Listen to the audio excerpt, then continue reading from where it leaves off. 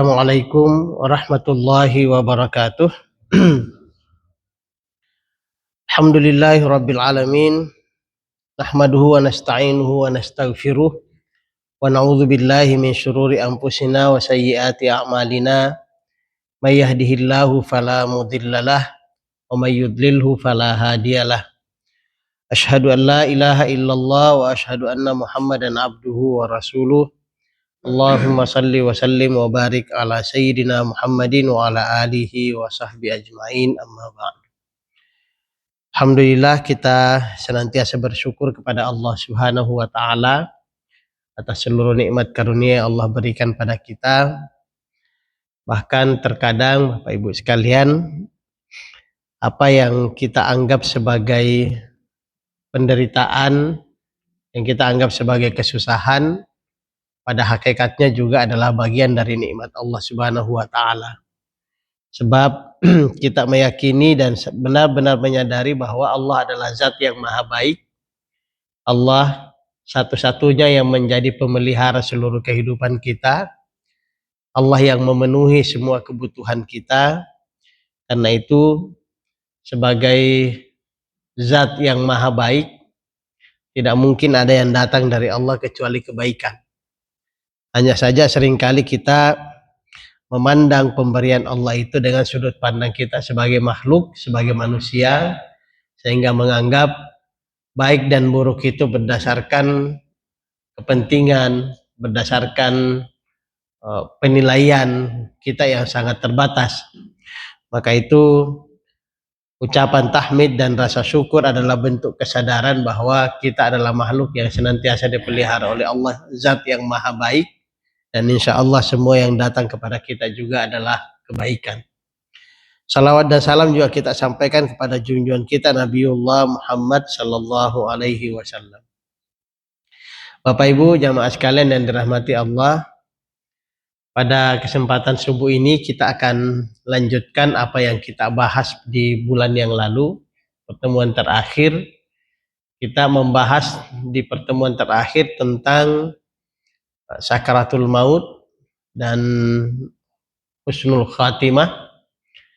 Maka pada hari ini insya Allah kita akan bicara tentang apa yang terjadi setelah sakaratul maut itu.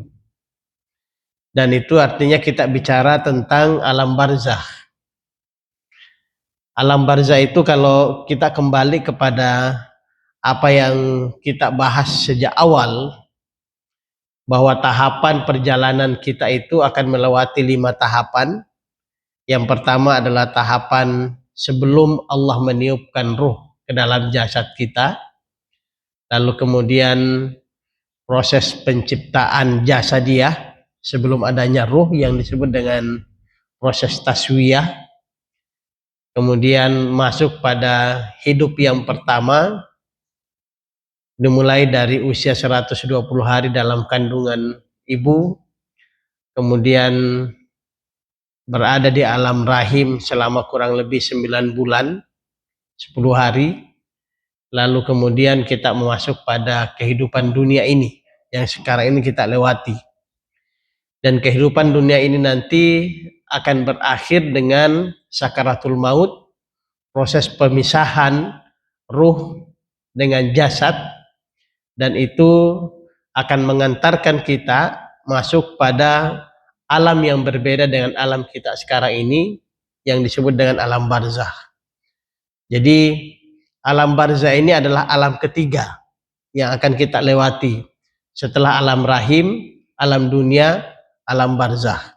Dan masih akan ada lagi alam sesudahnya yang akan menjadi tahapan-tahapan kita dalam perjalanan menuju Allah Subhanahu wa taala. Nah, gambaran tersebut kita dapatkan, kita mengulangi sedikit mereview apa yang kita bahas di awal. Itu digambarkan oleh Allah dalam surah Al-Baqarah ayat 28. Kaifa takfuruna billahi wa kuntum amwatan fa ahyaakum tsumma yumitukum tsumma yuhyikum tsumma ilaihi turja'un. Bagaimana mungkin kalian kufur kepada Allah, kata Allah Subhanahu wa taala, padahal kuntum amwatan, sebelumnya kalian itu bermula dari ketiadaan, fa ahyakum, kemudian Allah menghidupkan kalian, tsumma yumitukum, kemudian Allah mematikan dalam proses sakaratul maut, kemudian masuk ke alam barzah, tsumma yuhyikum, kemudian menghidupkan untuk kali kedua, dan nanti kita akan melewati yang namanya yaumul bi'tsah, hari kebangkitan, dan alam yang disebut dengan padang mahsyar, alam mahsyar. Tsumma ilaihi turja'un, kemudian kepada Allah kalian akan dikembalikan. Alam barzah ini Bapak Ibu sekalian, kita akan mendapatkan di alam barzah itu sebagian dari apa yang kita lakukan di dunia, akibat dari sebagian dari perbuatan-perbuatan kita. Karena itu sebenarnya ketika kita mau bicara tentang alam barzah, maka kita juga harus kembali mengingat, karena kita masih berada dalam kehidupan duniawi ini, kita harus mengingat apa yang kita lakukan sekarang, supaya kehidupan kita di barzah itu akan menjadi kehidupan yang menyenangkan. Kita juga mengatakan di awal sekali pertemuan kita bahwa begitu Allah meniupkan ruh ke dalam jasad kita, maka sejak saat itu kita memulai kehidupan yang tidak lagi pernah berakhir. Kematian yang kita sebut sebagai sakaratul maut, kemudian pemisahan ruh dan jasad, itu hanya proses berpisahnya ruh dengan jasad. Dalam bahasa Al-Quran, ruh itu masuk ke alam barzah, sementara jasad masuk ke alam makbarah, masuk ke alam kubur. Nah, disinilah kita sering bukan keliru sebenarnya, sering melihatnya secara kasat mata. Dan memang hadis-hadis Nabi SAW juga menggunakan term itu, Pak. Kita sering menggunakan istilah alam kubur, jarang sekali kita menggunakan istilah alam barzah. Sebenarnya alam kubur itu adalah alam barzah. Hanya yang dimaksud dengan alam barzah bukan yang terlihat secara kasat mata yang ukurannya 2 kali setengah meter itu. Alam barzah itu adalah alam yang berada di balik alam dunia kita ini. Tetapi sebelum sampai ke sana, kita ingin mengingatkan diri kita masing-masing dengan firman Allah surah Ibrahim ayat 27. Karena ini akan sangat menentukan bagaimana kehidupan kita nanti di alam barzah. Allah Subhanahu wa taala berfirman, "Yutsabbitullahu alladhina amanu bil qawli tsabit fil hayatid dunya wa fil akhirah. Wa yudhillullahu adh-dhalimin wa yaf'alullahu ma yasha." Allah menuduhkan, menguatkan orang-orang yang beriman bil qauli tsabit, dengan ucapan yang begitu menancap, begitu kuat. Dalam tafsir-tafsir kita akan menemukan al-qaul as-tsabit yang dimaksudkan itu adalah kalimat la ilaha illallah. Jadi Allah memperkuat, meneguhkan orang-orang yang beriman itu dengan ucapan la ilaha illallah. Ucapan ini kata Allah, fil hayatid dunya wa fil akhirah, itu akan memberikan pengaruh yang sangat kuat bagi seorang mukmin dalam kehidupannya di dunia sekaligus pada kehidupannya di akhirat. Inilah yang sering kita dapatkan dalam hadis-hadis Nabi SAW. Siapa yang ucapannya la ilaha illallah di akhir hayatnya, maka dia akan masuk surga. Kita juga tahu bahwa keislaman kita itu ditentukan oleh kalimat la ilaha illallah. Selama masih ada kalimat la ilaha illallah dalam hati kita, itu menunjukkan bahwa kita tetap tercatat sebagai seorang muslim, sebagai seorang mukmin. Dan itu kata kunci ketika Allah mengatakan la tamutunna illa wa antum muslimun. Jangan sampai kalian mati kecuali masih menjadi sebagai seorang muslim. minimal masih ada kalimat la ilaha illallah di dalam hati kita ketika kematian mendatangi kita. Itu kualitas minimal yang harus kita miliki, kalimat la ilaha illallah. Wa yudhillullahu zalimin, dan Allah akan menyesatkan orang-orang yang zalim. Wa yaf'alullahu ma yasha, Allah berbuat sesuai dengan kehendaknya, baik kepada orang yang mukmin maupun kepada orang zalim, orang yang tersesat. Allah berbuat sesuai dengan kehendaknya untuk memberikan kenikmatan atau memberikan sesuatu yang tidak menyenangkan, penderitaan. Allah berbuat sesuai dengan kehendaknya untuk memberikan kebahagiaan akhirat, barzah, ataupun penderitaan di barzah.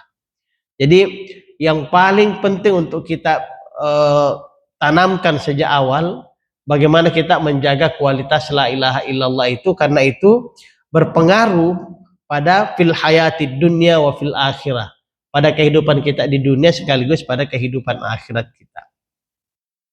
Nah, Bapak Ibu jamaah sekalian yang dirahmati Allah, kematian itu, sakaratul maut yang kita bicarakan di pertemuan bulan lalu, itu akan merupakan proses ruh yang tadinya Allah tiupkan, nafakhtu fihi min ruhi, pada saat bayi itu berusia 120 hari dalam kandungan, maka sakaratul maut itu memisahkan kembali itu, ruh dengan jasad itu dipisahkan. Kita sudah memberi gambaran pada pertemuan yang lalu Pak, bagaimana proses pemisahan itu. Bagi orang mukmin seperti apa proses pemisahannya, bagi orang kafir seperti apa pemisahannya, bagi orang zalim seperti apa proses pemisahannya. Yang jelas kematian itu akan membuat ruh dengan jasad itu terpisah untuk sementara, dan nanti akan disatukan kembali. Itulah mengapa kita menganggap bahwa kematian itu adalah sesuatu yang bersifat sementara dan hidup itu sesuatu yang bersifat abadi. Karena pada saat kita mengalami kematian, kita tetap menjalani kehidupan sesudah kematian itu, Pak. Kematian itu hanya proses berpisahnya ruh dengan jasad. Sementara ruh kita dalam konsep teologi itu dianggap tidak pernah mati. Jadi roh itu tidak pernah mati. Inilah nanti yang melahirkan perdebatan. Kalau roh tidak pernah mati, berarti apakah roh itu kekal atau tidak kekal? Itu dalam perdebatan teologi itu panjang dibahas antara Imam Al-Ghazali dengan Imam Ibn Rushd. Perdebatan apakah roh itu kekal atau tidak kekal. Nanti kita coba lihat sementara.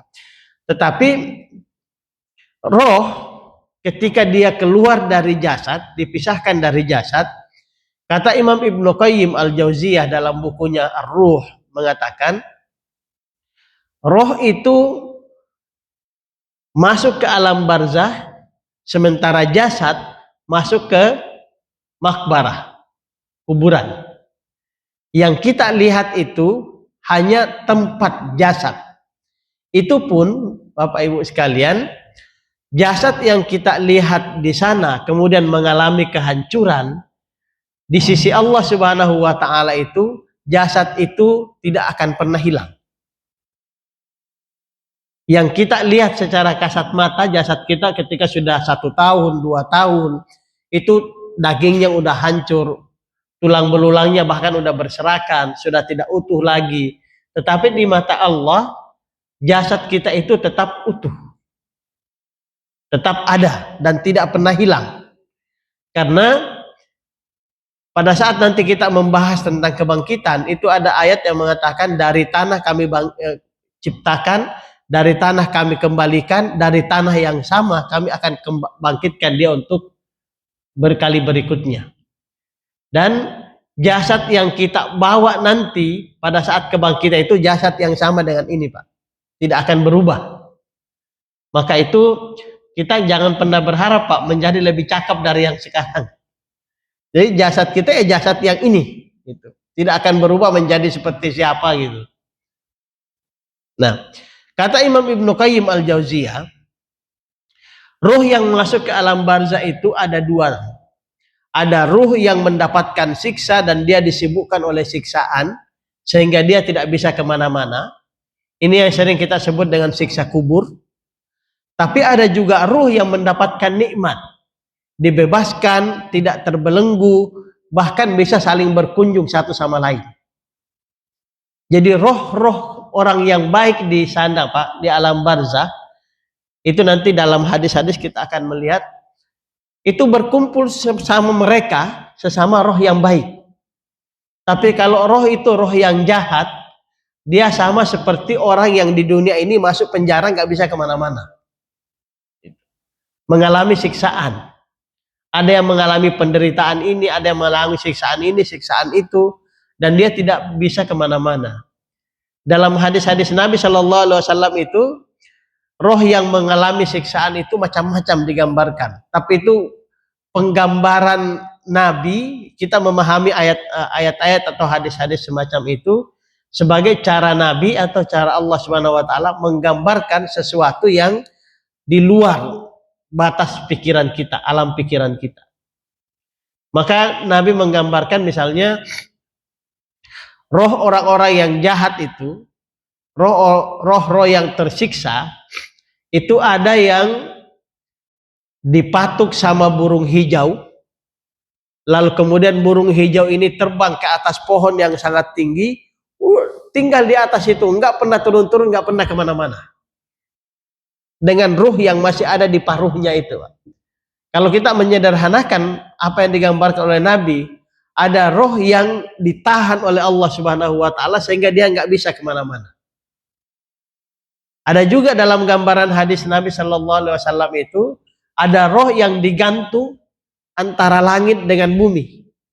Tapi tentu yang kita pahami langit dan bumi di situ bukan langit dan bumi yang sekarang ini Pak, karena ini udah alam barzah.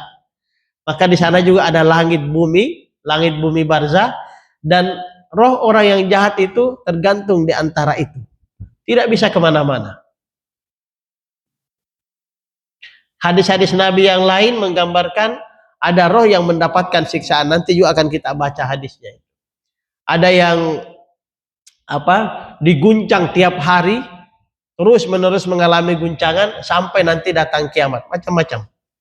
Yang jelas kata Imam Ibnu Qayyim Al-Jauziyah, kondisi ruh itu di alam barzah itu ada yang baik, bebas kemana-mana, berkumpul sesama keluarganya, ada juga yang terbelenggu. Maka kehidupan barzah itu Bapak Ibu sekalian sama kehidupan seperti ini. Orang-orang saling berkunjung, roh-roh itu saling berkunjung, saling menyapa. Ada juga roh yang terpenjara.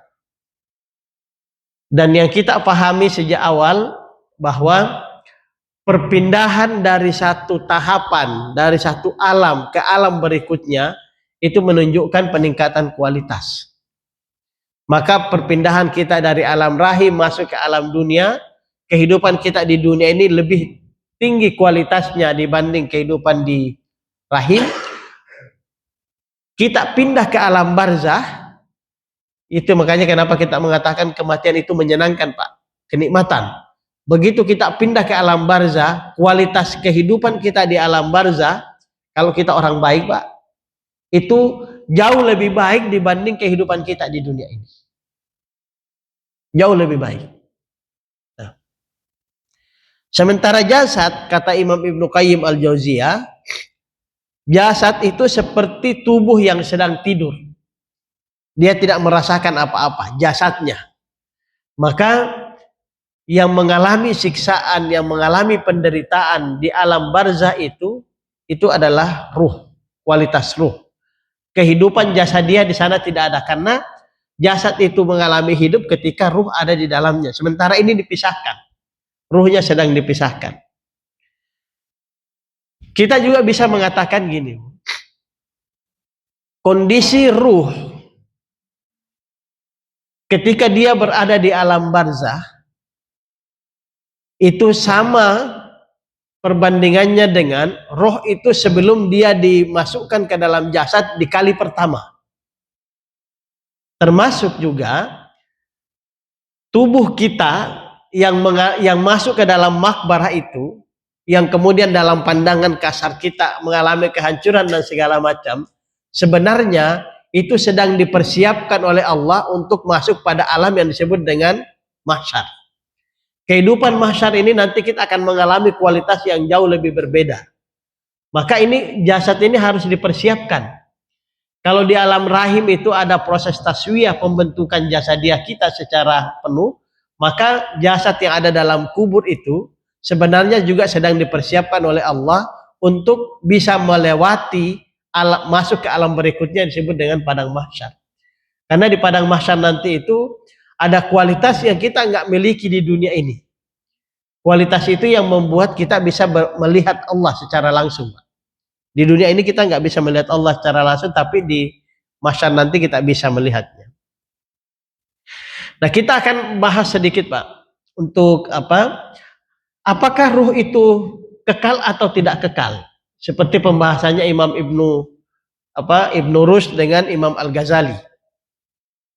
Semuanya sepakat, dua ulama kita ini sepakat bahwa roh itu tidak mati. Persoalannya adalah kalau roh itu tidak mati, apakah dia kekal? Sebab dalam pandangan kita, ketidakkekalan itu ditandai dengan kematian. Kalau roh itu tidak mati, kata Imam Ibnu Rushd, berarti roh itu kekal. Kata Imam Al-Ghazali, kalau roh itu kekal, itu bertentangan dengan firman Allah, laisa kamitslihi syai'un. Tidak ada yang boleh sama dengan Allah Subhanahu wa taala. Kalau roh kekal berarti dia kekal sama dengan Allah Subhanahu wa taala. Meskipun Ibnu Rushd punya penjelasan lain tentang kekekalan roh itu. Imam Al-Ghazali sendiri mengatakan roh itu tidak kekal. Tetapi juga tidak mati. Nah, bagaimana kita menyelesaikan perdebatan itu? Di dalam Al-Quran, Bapak Ibu sekalian, ketidakkekalan makhluk itu diungkapkan dengan dua konsep. Ada konsep fana, ada konsep at-tahlukah atau halikun.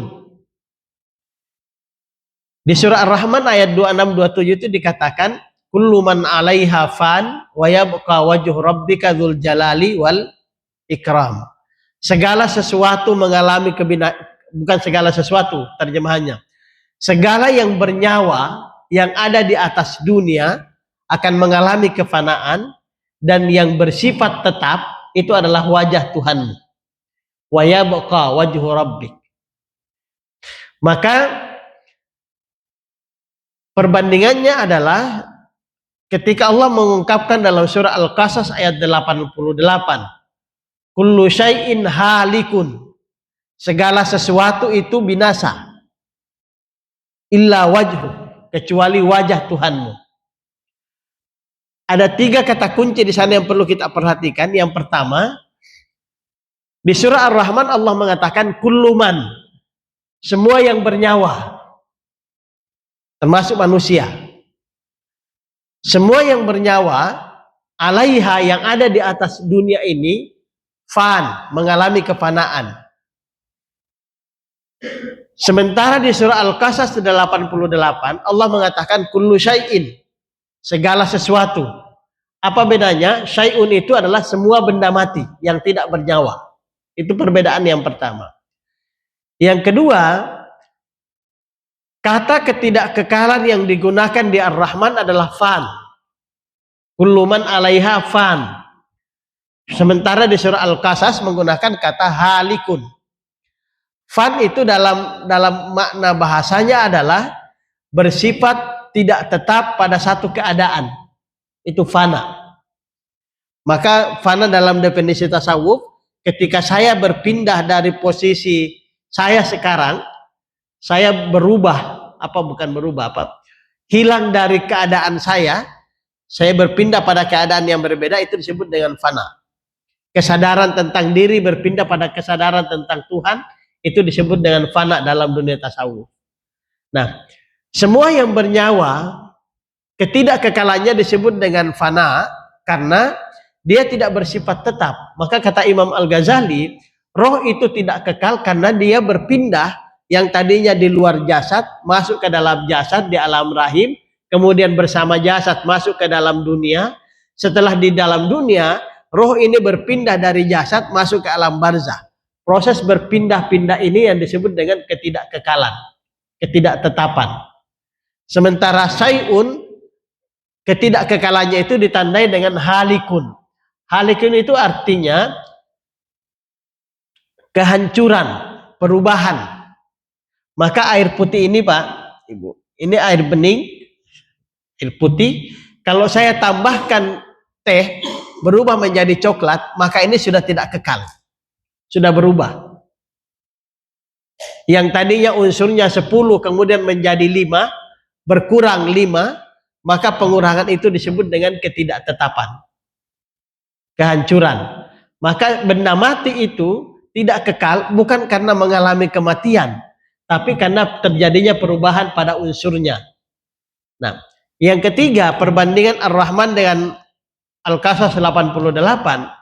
Di surah Ar-Rahman Allah setelah mengatakan kullu man 'alaiha fan, segala sesuatu mengalami ketidaktetapan, lanjutan ayatnya mengatakan wa yabqa wajhu rabbik. Sebelum kata wajah ada kalimat wa yabqa. Wa yabqa itu artinya yang bersifat tetap, tidak berpindah dari satu tempat ke tempat lain, tidak berpindah dari satu keadaan ke keadaan yang lain, hanya wajah Tuhan.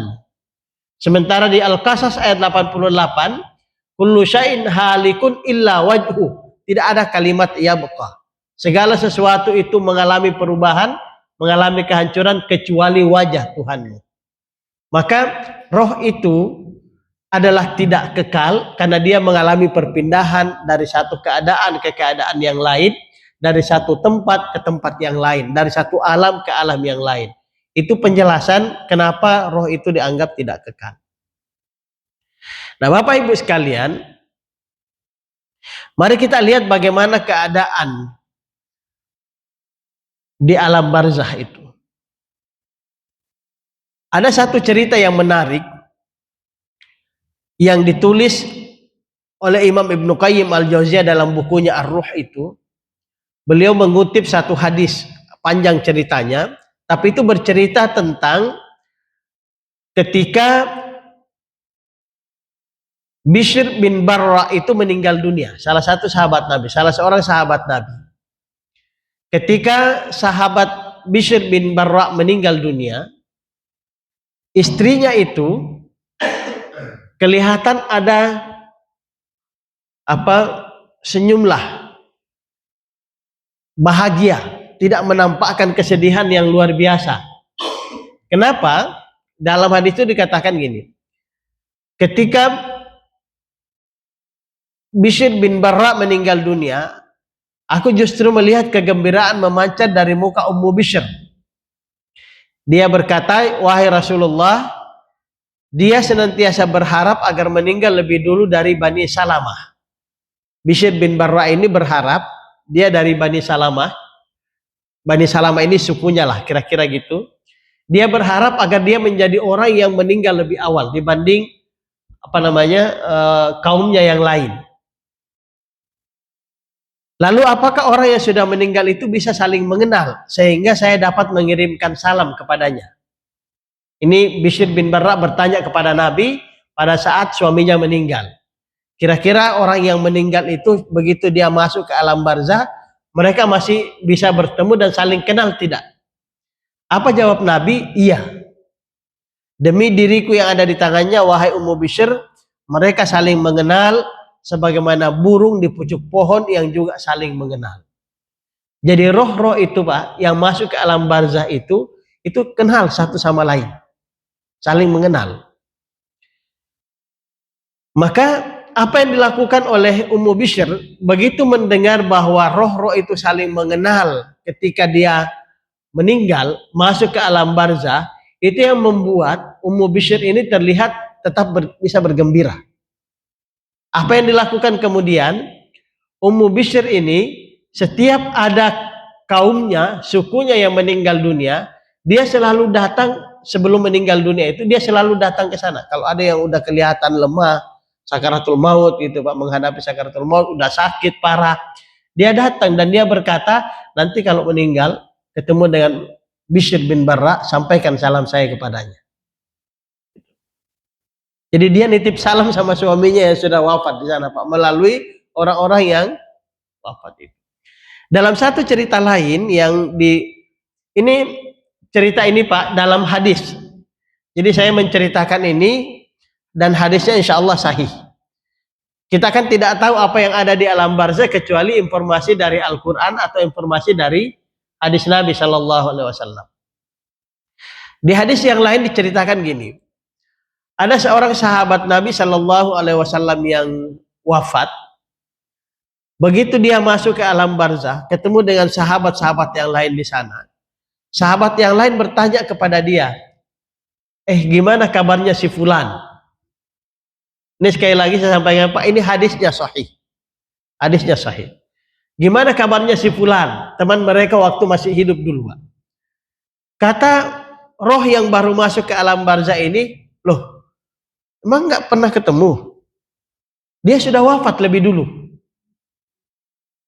Jadi selama sudah sekian lama dia wafat, dia tidak pernah ketemu dengan teman-temannya, Pak. Roh-roh yang sudah wafat lebih dulu itu. Maka diyakini jangan-jangan dia itu sedang mengalami siksaan. Jadi temannya ini sedang mengalami siksaan sehingga dia tidak bisa bertemu dengan sahabat-sahabatnya yang lain yang sudah wafat. Nah, karena itu Bapak Ibu sekalian, kita dalam Al-Quran, dalam hadis-hadis Nabi Shallallahu Alaihi Wasallam itu banyak sekali ayat-ayat yang bisa memberikan gambaran bagaimana keadaan roh, bagaimana keadaan orang-orang yang sudah wafat itu. Terutama dalam hadis-hadis Nabi Shallallahu Alaihi Wasallam. Hanya saja memang ketika kita membaca hadis-hadis Nabi Shallallahu Alaihi Wasallam itu, kita harus agak teliti ketika membaca ayat-ayat tentang alam barzah atau alam akhirat. Karena tidak sedikit dari hadis-hadis itu yang kualitasnya dhaif. Karena dia lebih banyak hadis-hadis yang ahad. Bagaimana dengan azab kubur? Apa yang kita pahami dengan azab kubur? Nah, yungkirul ba'du. Ini ditulis oleh Imam Ibnu Qayyim, saya mengutip tulisan beliau. Yungkirul ba'du, sebagian orang menolak adanya siksa kubur. Azabal qabri bihujjati annal ahadits allati akhbarat anhu innama hiya ahadits ahadiyah. Sebagian orang menolak adanya siksa kubur karena menurut pendapat yang menolak adanya siksa kubur ini, hadis-hadis yang menceritakan tentang siksa kubur itu pada umumnya adalah hadis-hadis ahad. Hadis ahad itu Bapak Ibu sekalian, hadis yang jalur periwayatannya hanya satu. Jadi misalnya saya menceritakan kepada si A, si A menceritakan kepada si B, B menceritakan kepada si C, dan seterusnya. Itu hanya satu jalur ini. Tidak ada jalur lain, misalnya saya menceritakan kepada F, F menceritakan kepada G dengan jalur yang berbeda. Ini hanya satu jalur, itu disebut hadis ahad. Dan hadis ahad itu dalam kualitas ilmu hadis, itu kualitasnya rendah. Kecuali ada hadis lain yang memberikan dukungan pada hadis itu. Itu makanya kenapa sebagian, kata Imam Ibnu Qayyim al-Jauziyah, yungkirul ba'du adzabal qabr. Sebagian orang menolak adanya siksa kubur karena hadis-hadis tentang siksa kubur, siksa barzah itu umumnya adalah hadis-hadis ahad.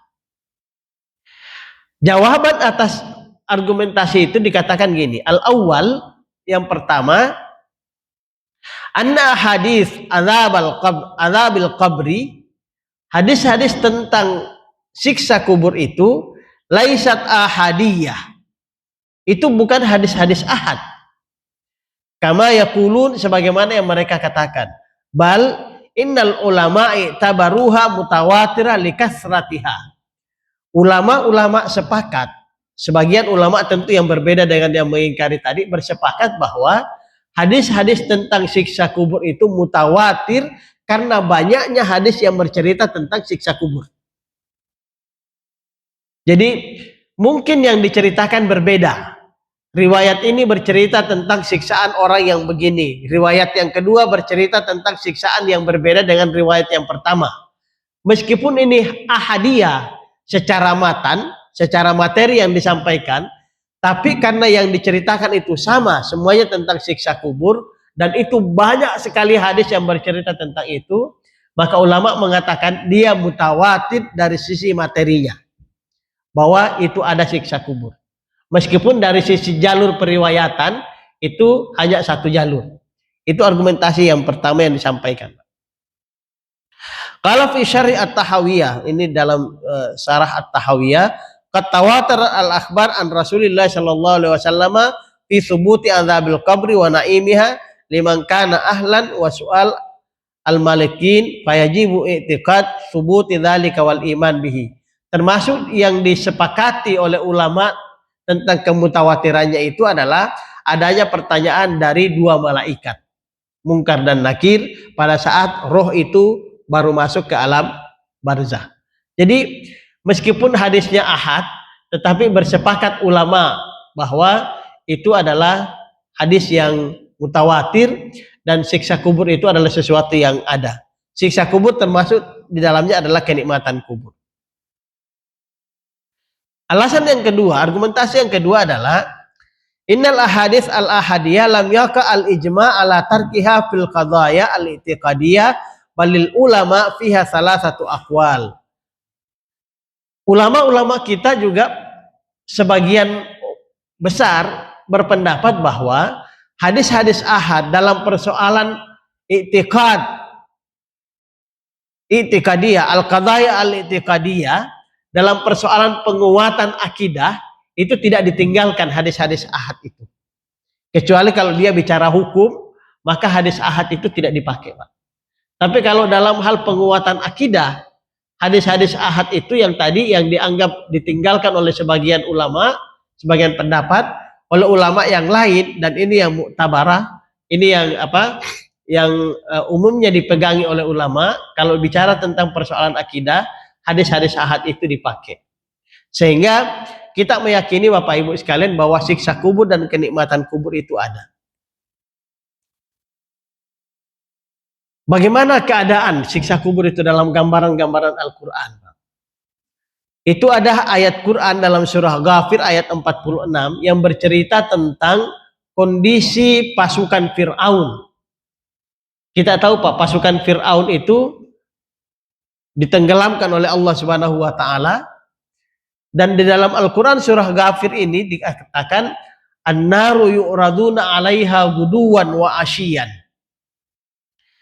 Itu pasukan Fir'aun diperlihatkan kepada dia api neraka atau neraka.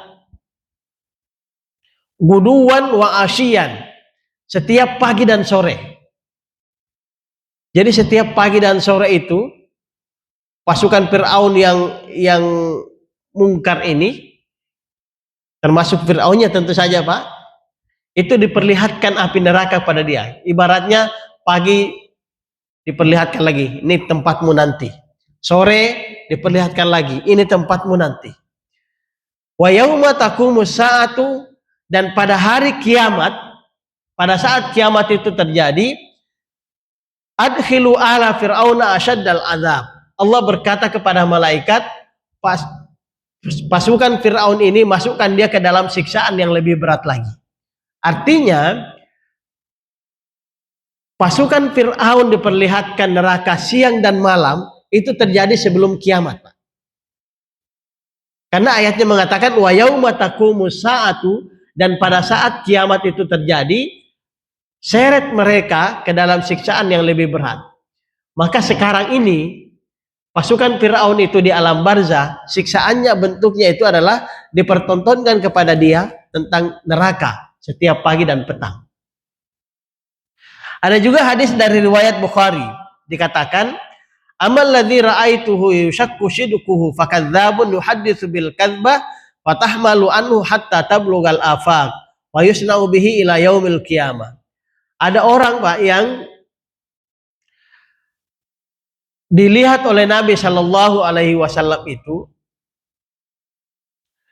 orang itu selalu dipecahkan kepalanya, ditusuk ininya Pak, tenggorokannya itu.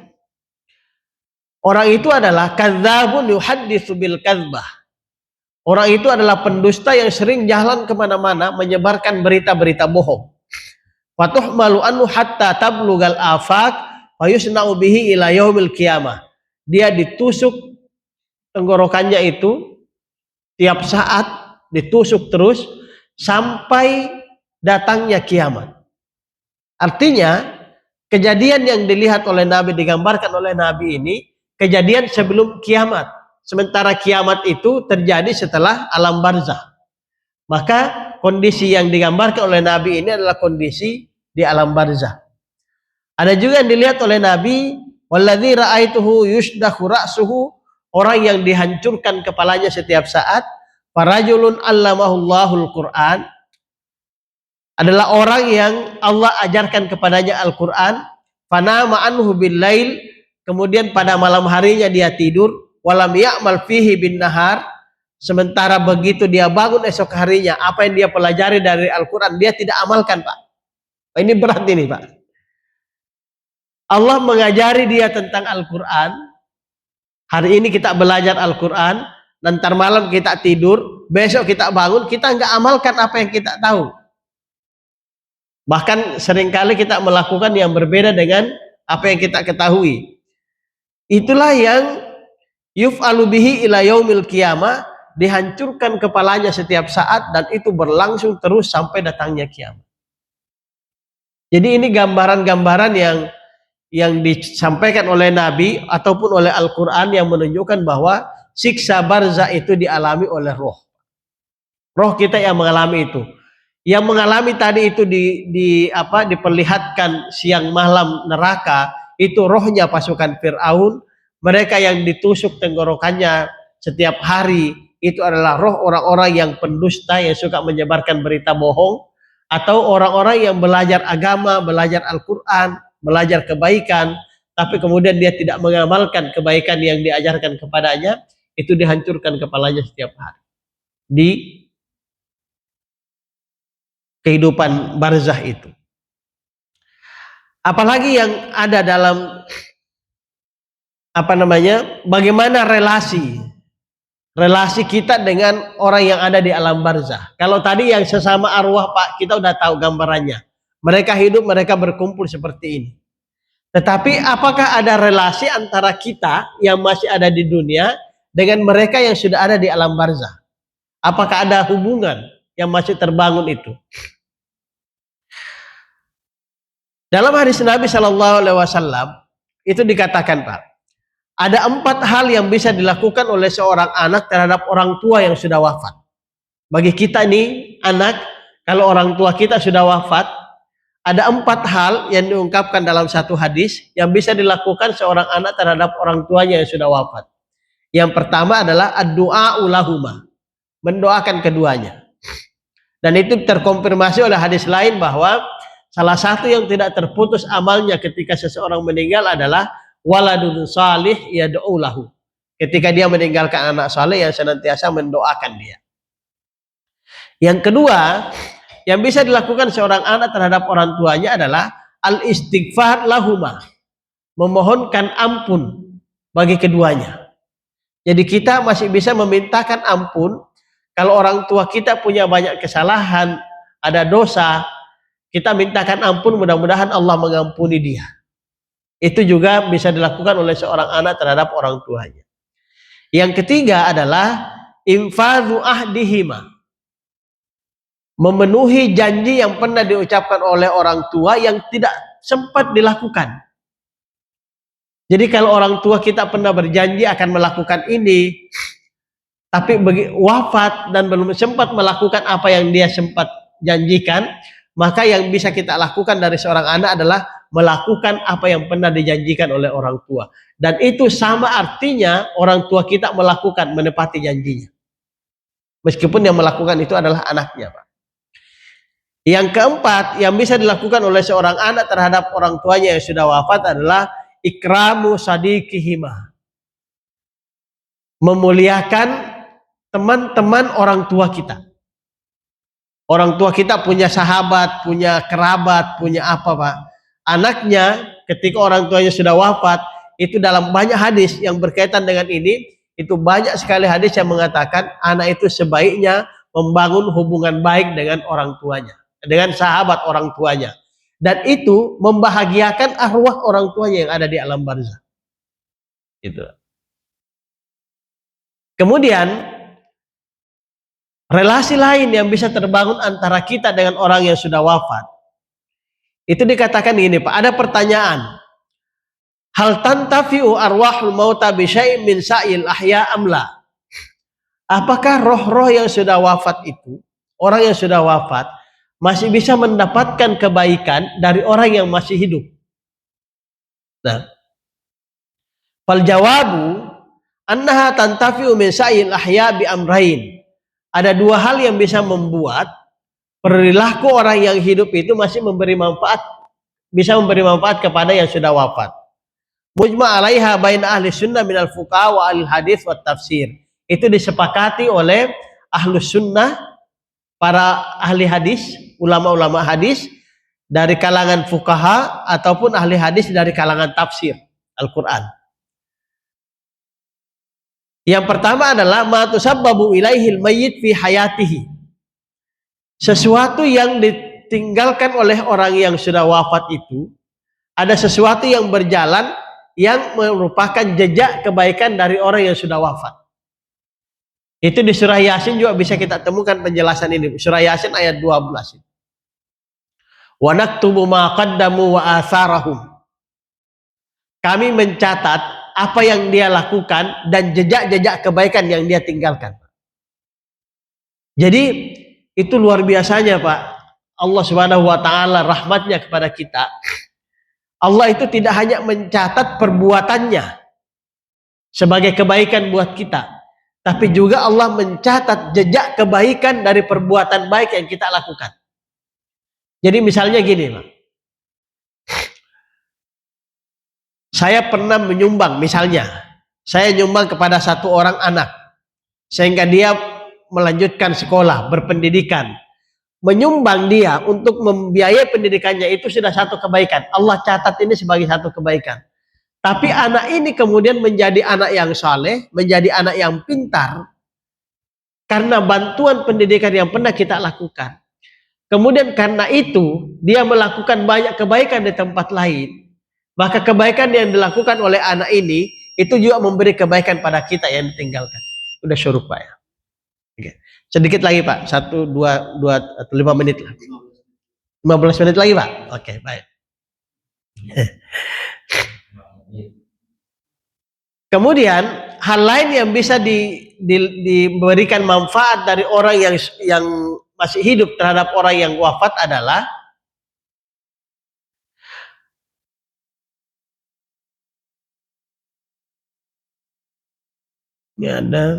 sedekah orang yang masih hidup terhadap orang yang wafat. Itu dalam sebuah hadis fi sahihain, bahkan tertulis di dalam dua kitab sahih, Bukhari dan Muslim. Dikatakan gini, ada dua hadis di sini yang dicantumkan. An Aisyah radhiyallahu anha, dari Aisyah radhiyallahu anha, anna rajulan atan Nabi sallallahu alaihi wasallam faqal. Ada seseorang yang datang kepada Nabi sallallahu alaihi wasallam dan berkata, "Ya Rasulullah, wahai Rasulullah, inna ummi iktalatat nafsuha walam tusi." Ibu saya, kata dia, baru saja meninggal secara mendadak. Jadi ibunya meninggal secara mendadak. Walam tusi. Sebelum dia meninggal, dia tidak sempat berwasiat. Tidak sempat meninggalkan pesan apa-apa. Karena meninggalnya mendadak, Pak. Wa azunnuha, saya menduga, lau takallamat tasaddaqat. Seandainya ibu saya sempat berbicara sebelum wafat, dia akan minta bersedekah. Mungkin kebiasaan ibunya ini bersedekah.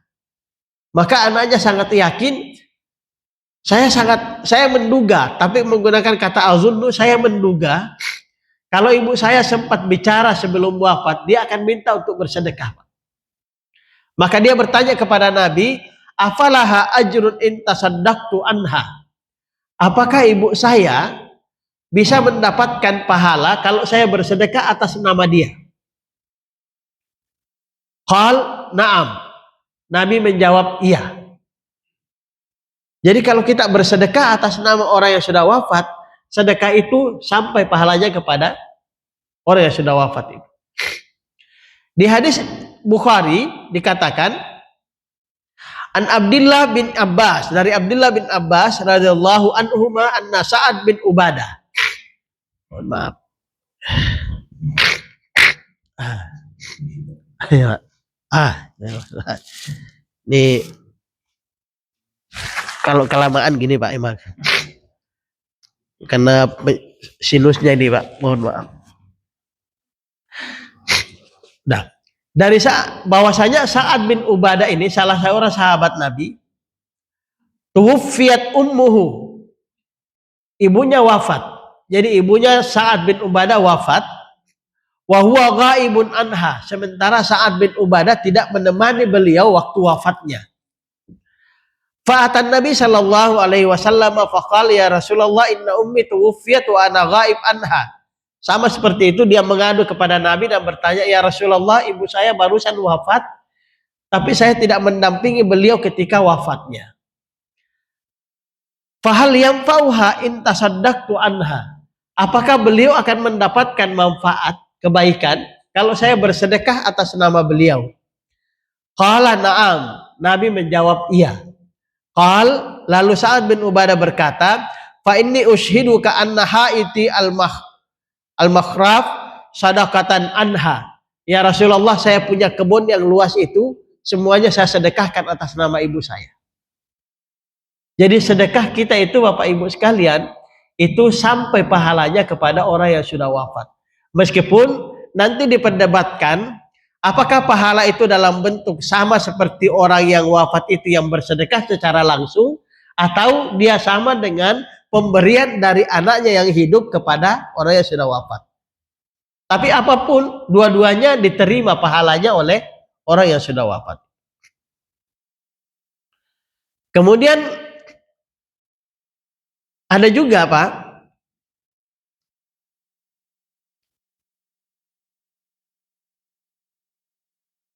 ini yang luar biasa ya, ini menjadi wanti-wanti buat kita semua. A'malul ahya tu'radu 'alal mauta. Amalan atau perbuatan orang yang masih hidup itu diperlihatkan kepada orang yang sudah wafat. Jadi apa yang kita lakukan ini Pak, itu diperlihatkan kepada mereka yang sudah wafat. Kita punya orang tua, bapak, ibu mungkin yang sudah wafat. Perilaku kita di dunia ini itu diperlihatkan oleh Allah kepadanya. Ini dalam sebuah hadis an Abi Darda. Hadis dari Abi Darda berkata, inna a'malakum tu'radu ala mautakum fayusirruna wa yusa'un. Sesungguhnya amalan-amalan kalian itu diperlihatkan kepada orang-orang matimu, keluarga kita yang sudah wafat, fayusirruna wa yusa'un. Maka mereka bisa bergembira karena perilaku kita, tapi juga mereka bisa bersedih karena melihat perilaku kita. Kita kembali pada konsep di awal, pandangan orang yang sudah ada di alam barzah itu lebih tajam dibanding pandangan kita. Pendengaran mereka yang ada di alam barzah lebih tajam dibanding pendengaran kita. Maka hadis ini mengkonfirmasi bahwa apa yang kita lakukan sekarang ini itu diperlihatkan kepada mereka, dan orang tua kita itu bergembira karena kebaikan yang kita lakukan.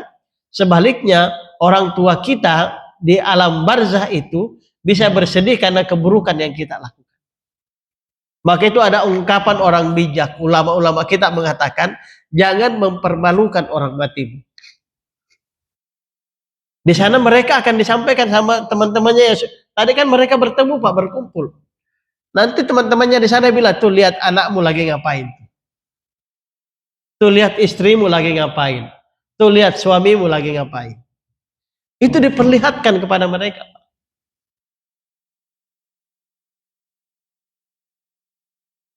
Maka Abu Darda ketika mendengarkan hadis ini dari Nabi Shallallahu Alaihi Wasallam, apa yang kemudian beliau sering berdoa, Allahumma inni a'udzubika an a'mala amalan ukhzi bihi inda Abdullah bin Ruwaha.